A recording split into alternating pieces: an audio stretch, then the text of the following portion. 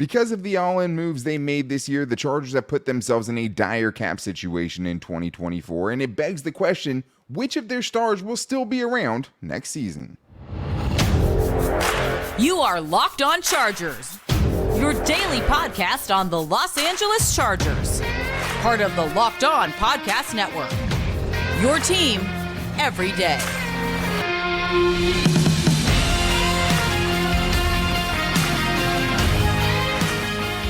What is up, and welcome into the Locked On Chargers podcast. I'm your host, Daniel Wade, joined as always by my co-host, David Drogemeyer, and we've been covering the Chargers together now for 8 seasons, but this is our 6th year as the host of the Locked On Chargers podcast, bringing you your team every day. Thank you guys, as always, for making us your first listen today, and to make sure you never miss the show, go subscribe or follow for free on the Locked On Chargers YouTube channel, and listen wherever you get your podcast from. David, what do we got today? Well, Daniel, we got to get into our Chargers mailbag, and of course, the fans brought it like they always do. And so the first thing is getting into the contracts that the Chargers restructured before this season started. And now that this season has turned out the way it has, we have to come to grips with the fact that some of these guys that they restructured are not going to be back with the team in 2024. And then we got to talk about the percentage chances of Brandon Staley getting fired and also Tom Telesco.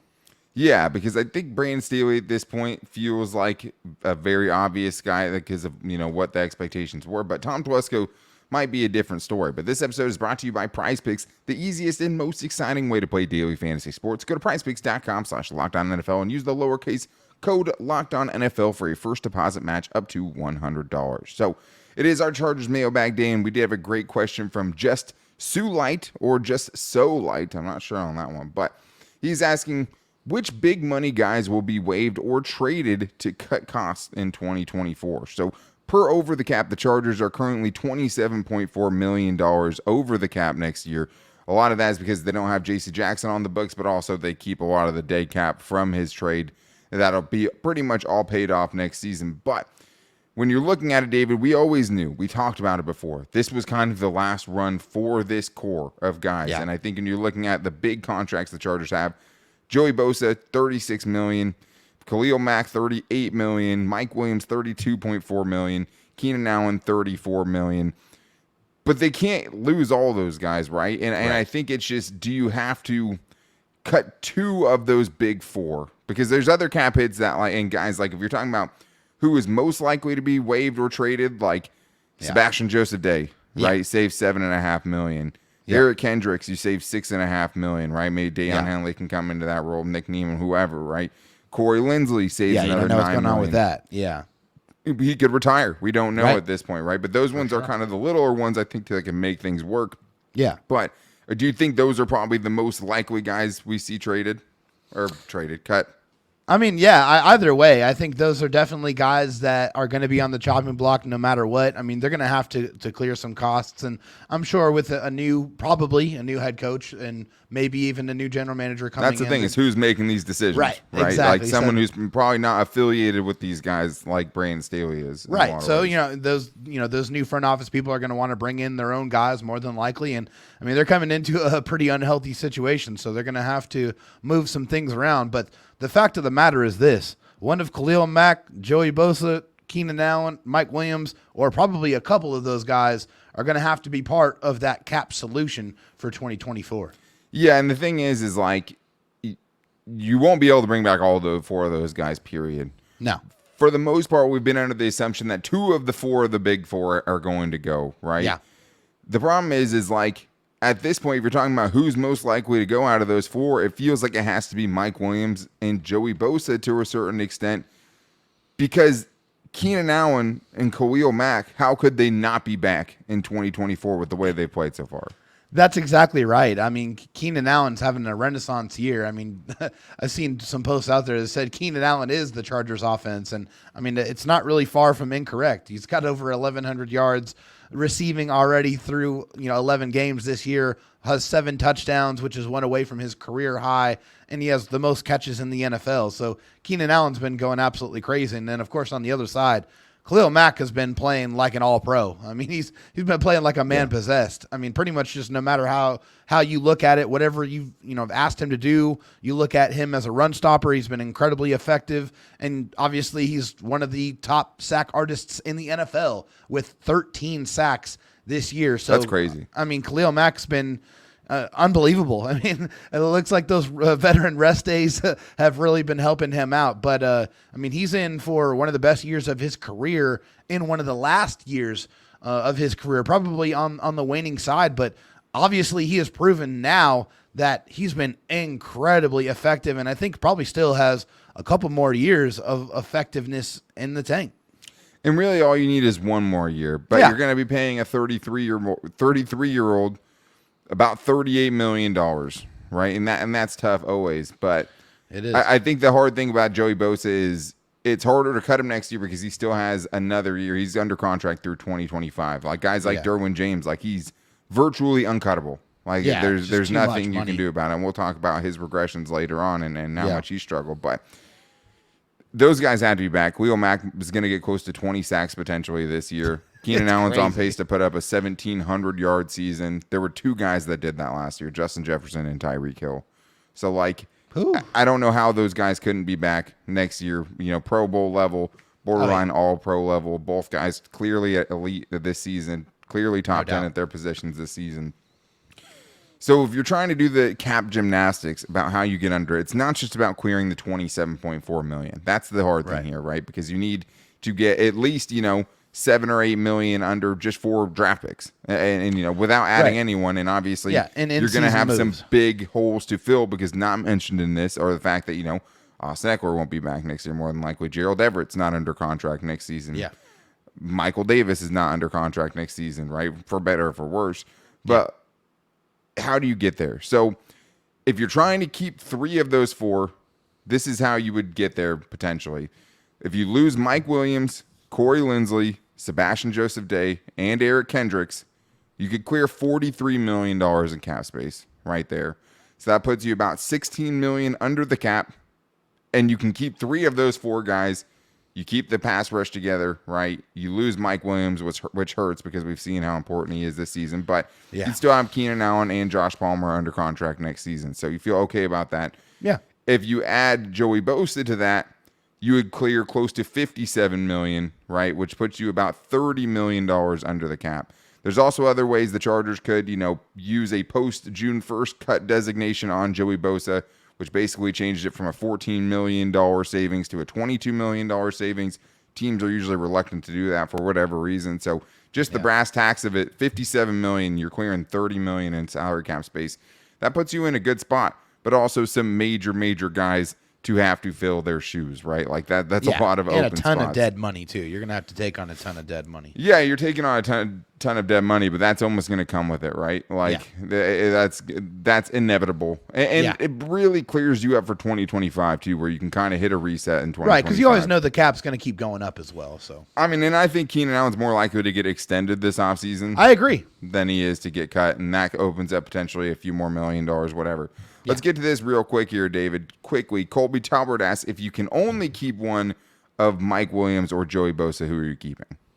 Yeah, I mean, I think for me it has to do with the level of drop off behind those 2 players, that are on the football field. And I think you've seen Mike Williams go out, and you've at least seen some admirable play from Josh Palmer, but also it's been a pretty big drop off without him. So with Joey Bosa and Thule, I think it's been a little bit closer as far as the drop off hasn't been as far. Joey Bosa's played 9 games, 20 tackles, 24 pressures, 6.5 sacks, 6 tackles for loss. Thule, 11 games, 35 tackles, 37 pressures, 4 sacks, 8 tackles for loss. So, I mean, Thule has done a very admirable job filling in for Joey Bosa. Hasn't had sacks in a few days, but still getting after the quarterback, providing some pressure and, doing a pretty good job of stopping the run as well. So I think if you had to make me pick, it would probably be, keeping Mike Williams and letting go of Joey Bosa in that situation. I mean, I get what you're saying about Josh Palmer, but Josh Palmer has had kind of a breakout season in his own right, but I think it's more about the drop off from Josh Palmer to Quentin Johnston in this case, right? Which is much bigger gap than I think between Bosa right now and Thule. Thule's a young player, should get better, but I mean, I would go Mike Williams. I think I'd rather keep Joey Bosa if that's going to be what the decision is, even though I don't know if it's going to be that cut and dry. But I think Bosa and elite edge, you can get all three of those guys in the field at the same time. Feels like you're going to have to address wide receiver again in 2024. Yeah. You would feel less likely to have to fill an edge rusher if you kept Joey Bosa. But we have more to get into, including who is going to be making those decisions and the percentage chances the Chargers actually clean house, let everyone go this offseason, coming up right after this. First, though, I do need to tell you guys about one of my favorite things, especially for football season, and that is DoorDash. Why root for your team on an empty stomach? Order DoorDash and save on football watch party favorites. And the best thing about DoorDash is hey, listen, you can't watch 7 hours of uninterrupted football on Sunday if you have to run into the store because you forgot your favorite dip or you don't have the best kind of chips for your dip. Go with DoorDash. Be able to get it right to your door. Groceries, your favorite local restaurants, or wherever you're looking for, you can always get with DoorDash. It's so convenient, and it's perfect for football Sundays because you don't ever have to leave your house. We've talked about some of the local favorites up near SoFi Stadium, up in LA, like you can get a maple bacon bar from Randy's Donuts, right? You can get some Sunday gravy or Little Pan delivered right to your house. And since you listen to this show, you can save some money. You get 50% off up to a $10 value when you spend $15 or more on your first order when you download the DoorDash app and enter the code LOCKED23. Subject to change, terms apply, but that's 50% off up to a $10 value when you spend $15 or more on your first order when you download the DoorDash app, enter code LOCKED23. Subject to change, terms apply. I also need to tell you guys about PrizePicks, which is the only daily fantasy sports site that I use because it's daily fantasy sports made easy. With PrizePicks, it's this simple. You just pick 2 or more players, pick more or less on their projected stats, and place your entry. The more entries you hit on, the more you can hit and win. And if you hit on all 6, you can win up to 25 times your money. And what the great thing about PrizePicks is all the promotions they always have going on. My favorite is always Taco Tuesday because you're trying to beat those projections, right? On Taco Tuesdays, you can get a 25% discount on select player projections to provide you even more value and make it even more likely for you to win. And PrizePicks also has their reboot policy for your entries, even if one of your players gets injured for NFL games and the college football top 25 matchups. If you have a player who exits the game in the first half and does not return in the second half, that player is rebooted. Go to prizepicks.com/LockedOnNFL and use the code LockedOnNFL, and you will even get a deposit match up to $100. That's prizepicks.com/LockedOnNFL. Promo code LockedOnNFL for that deposit match up to $100. PrizePicks, daily fantasy sports made easy. David, we have more of our Chargers mailbag. Thank you guys, everyone who hit us up at LockedOnLAC on Twitter, anyone who hit us up on the voicemail line at 323-524-7924. And we have a tier calling in with some heat in segment 3 today I'm excited to get into. But I do want to talk about, something that a lot of people are talking about, especially in Chargers spheres right now, right? Especially on social media. And this one's from Nuthouse on Twitter, who asked, give me the percentage chance that the Chargers actually make changes and get rid of Tommy and Brandon, Tom Telesco and Brandon Staley. Tom has had a decade to make the team better. He hasn't. Enough is enough. It's time for change. David, when you're thinking about those two guys and you're trying to put a percentage on it, where would you go there? Yeah, so starting with the head coach, I think I'm putting my percentage right now at 90%. I think it's a pretty strong chance that that's going to happen. Yeah. I don't think there's very much at this point in time that could possibly happen to keep Brandon Staley's job. So I think the hesitancy with that one, I have it at 90-95% too. Yeah.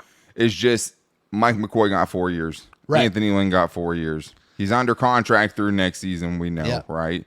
And Chargers don't like to lose out on money, but by results, it feels like they have to.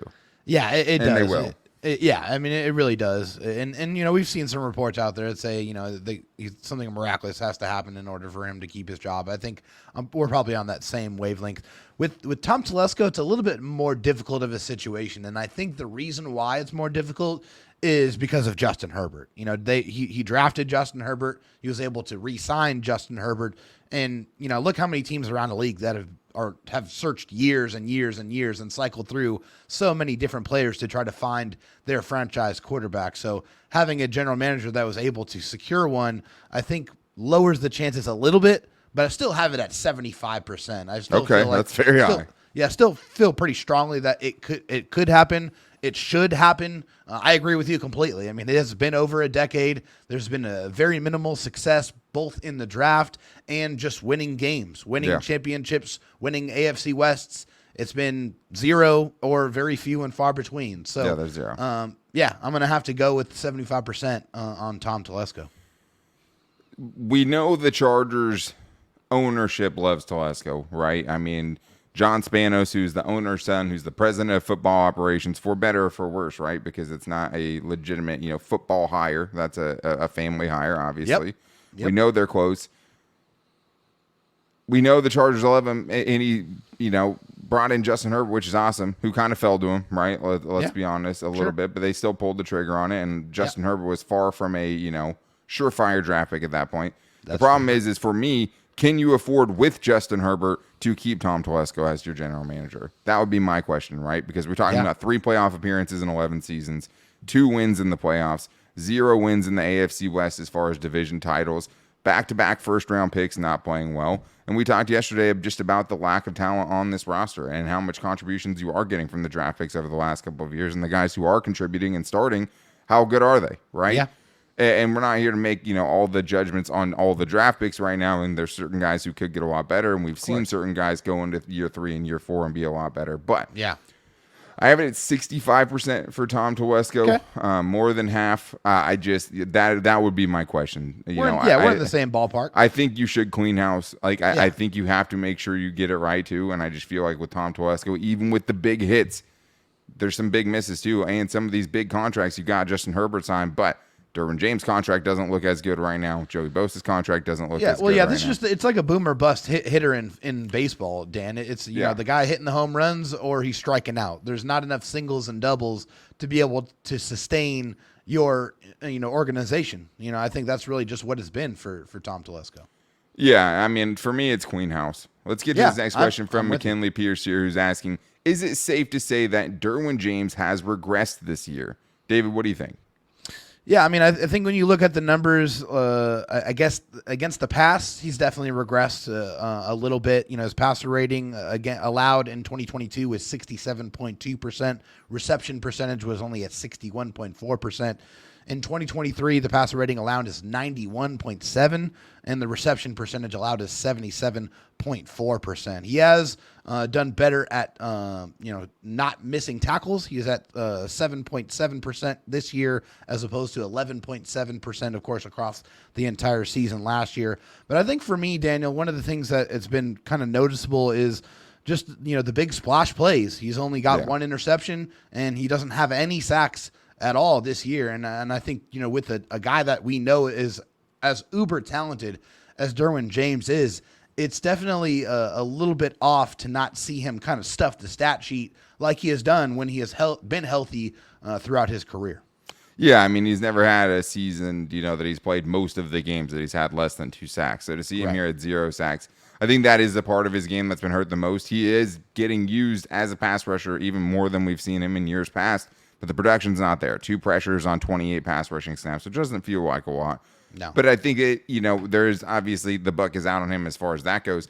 The other part I wonder about is how much are the fines and the penalties from the big hits making him potentially just, hesitate that split second that you can't have in the NFL, especially you can't have when you're an instinctual player like Derwin James, who has to click and close and get downhill and make these decisions at a rapid pace, and also a guy that plays such a violent, physical style of football. He's been great as a run defender. He's been one of the main reasons the Chargers' run defense has been so much better in 2023. The last game withstanding, right? Even with those couple of bad games they've had, they've been so much better against the run so far this season. He's a big part of that, tackling very well. He could just be having a bad year. We're talking about a guy that was a 2022 All-Pro, right? Like a second-team All-Pro last year. That's not a long time ago, right? He's going to be 28 going into next year. There's not a reason there. I guess so. This is the part that concerns me and why I hesitate before I, say what I'm about to say is there's every reason to think that he could bounce back and be that player we've seen before. Is he going to play up to that contract? Maybe not, but can he still be a top, 10 safety in the league? Absolutely. I think he can. Yeah. This is the only reason I hesitate. All of the injuries and how much, because his game is a very athletic game, right? So I just wonder how much the injuries are taking a toll on him, even as a 27-year-old, right? He's torn his meniscus twice and had to get surgery on it. He had to get surgery on his foot for a stress fracture a couple of years ago. He had a shoulder surgery a couple of years ago as well. How much is that stuff taking a toll on him right now, right? Yeah. And how much will it be going forward? Has that expedited the aging process in the NFL, right? In NFL years. Obviously, a very young man. I hope he can bounce back. I don't think the scheme is doing him many favors as far as the coverage, but the pass rush ability concerns me a little bit, and just the amount of injuries, man. Like, you have an untradeable contract, an uncuttable player kind of. You need him as, the leader of your defense to bounce back and play much better, and I think he will. And I think you've seen some good games, and I think he's kind of steadied a little bit as far as this season goes. But you're not paying him to be an average player and even an above average player. You're paying him to be a great player. And I think that's the question of it. Can he get back to that? Has he regressed this year? Yeah. I mean, he hasn't been what he has been. Can he get back to that level or close to it? I think he definitely can. So we have more to get into, including a tier who has some heat for the Chargers for even hiring Brandon Staley back in 2021 when they did, because he thinks it should have been Kellen Moore's job, and he thinks it will be Kellen Moore's job in 2024. So we're going to get into that. And if there's any chance the Chargers bring back Austin Eckler in 2024. So we're getting into that coming up right after this. First, though, I do need to tell you guys about LinkedIn Jobs, because these days, every new potential hire can feel like a high-stakes wager for your small business, and you want to be 100% certain that you have access to the best qualified candidates available. That's why you have to check out LinkedIn Jobs, because LinkedIn Jobs helps you find the right people for your team faster and for free. And the biggest thing about LinkedIn Jobs is just how easy it is for you to get that job post out there. It's super easy to do, and my wife is a recruiter, and I wish she talked about me sometimes the way she talks about LinkedIn Jobs, but the biggest thing that she talks about is just getting a quality candidate. Like, anyone can get somebody to apply for a job, right? But it's getting the right fit. And I think especially at the end of the year, that's what it's about. Finding the person that's going to come in and be a benefit, right? It's like a free agent signing. You don't want to sign a J.C. Jackson, right? You want to sign someone or trade for a guy like Khalil Mack who's going to be there, consistent, and always be good for you. So I think one thing that sets them apart is just the simple tools like screening questions that make it easy to focus on the candidates with the right skills and experience. And you can get it too. LinkedIn Jobs will help you find the qualified candidates you want to talk to faster. Post your job for free at linkedin.com/LockedOnNFL. That's linkedin.com/LockedOnNFL to post your job for free now. Terms and conditions apply. We have more Chargers mailbag to get into here. But, David, we do have to clear the runway for our friend Atir, who is always calling in with some heat, and we love him for it, right? But I do want to tell you guys about something that's really cool that you should check out, because Locked On has launched the first ever national sports 24/7 streaming channel on YouTube. Locked On Sports Today is here for you 24/7, covering the top sports stories of the day with the local experts that only Locked On can provide. So make sure to check out Locked On Sports Today and follow them and subscribe on YouTube for the first ever national 24/7 sports streaming channel. David, let's hear what Atir has for us. He thinks he has it figured out for 2024. Dan, David, this is Atir. I love you, my boys. This is what I wanted to say. Kellen Moore was destined to be the Chargers head coach 3 years ago, not Brandon Staley. They know they made a mistake, and I believe Kellen Moore will be the Chargers head coach. I believe the Chargers will go 12-5 and win a playoff game with Kellen Moore. He was destined to be paired with Justin Herbert. I'm calling my shot right now. And I believe that's what's going to happen. Love you. Bye. I love you. This is something we've talked about all season, right? Just the possibility that Kellen Moore should be the head coach in 2024 if he could take over for a fired Brandon Staley or what have you. I think we just talked about it. If you're cleaning house, Kellen Moore's probably not in the picture, right? I think, could he go be the head coach at Boise State, his alma mater? That's a possibility too. Yeah. Will he want to stick around to be the offensive coordinator under another head coach after seemingly getting passed on another head coaching vacancy, right? That he maybe feels that he is entitled to get an interview for at the very least. Sure. I think the other thing is, David, is just in 2021, when Brandon Staley was hired, like, Kellen Moore had only been an offensive coordinator for 2 years, and their Cowboys were coming off of a season where Dak played 5 games and they had like the 18th best scoring offense in the league. So like it didn't make as much sense. Yeah, then, he didn't have the resume at that moment in time. No, but I mean, do you think it's crazy that Kellen Moore could be head coach in 2024? I think that's what kind of this boils down to. Do I think it's crazy? I mean, no. It's a guy who's gotten head coach interviews in the past, in the very recent past. I mean, and what he's done with he'd be another first-time head coach, though, right? Yeah, and that's another thing. And that's the thing is, for me personally, I don't want any more first-time head coaches. I mean, the Chargers have had 3 first-time head coaches back to back to back, pretty much, with Brandon Staley and Anthony Lynn and Mike McCoy. These are all guys that have never been head coaches before. I'm kind of tired of that, honestly. I want somebody who has some experience, who's been a head coach before, who's been there, done that, more of a CEO type, a guy that's going to be in control over the entire organization, not just one kind of side of the ball. Have your vision for both sides. I mean, Brandon Staley, when he came in, said all the right things. I mean, everyone was transfixed to all of his press conferences. It was very insightful. It was fresh. It was new. It was great, but it never turned into tangible results. So for me personally, I want somebody who's been there, done that, and has a record and resume of success. Yeah, and it's crossover Thursday tomorrow. I'm excited to talk with Mike Debate about potentially, next Chargers head coach Bill Belichick. So make sure you guys are here for that. But I think that leads nicely to Mac Diesel, who I want to get to quickly, who's asking, although Staley's play calling has been terrible this season and Justin Herbert has been far from perfect, is it possible that Kellen Moore is truly the problem? I mean, the 2-minute drills have been terrible. We had better 2-minute drills with Joe Lombardi, and that's saying something. What do you think? Yeah, I mean, I think you look at the offensive numbers, it's pretty easy to see where the Chargers have done well. I mean, they're 8th in points per game, 11th in yards per game, yards per play, they're 11th. I mean, pretty much all of the passing numbers, they're fantastic. I mean, they're in the top 10 of pretty much all of those. Red zone scoring percentage, they're 4th in the league. So very, very good in the red zone, but awful in the running game. They're, towards the back end of the league there.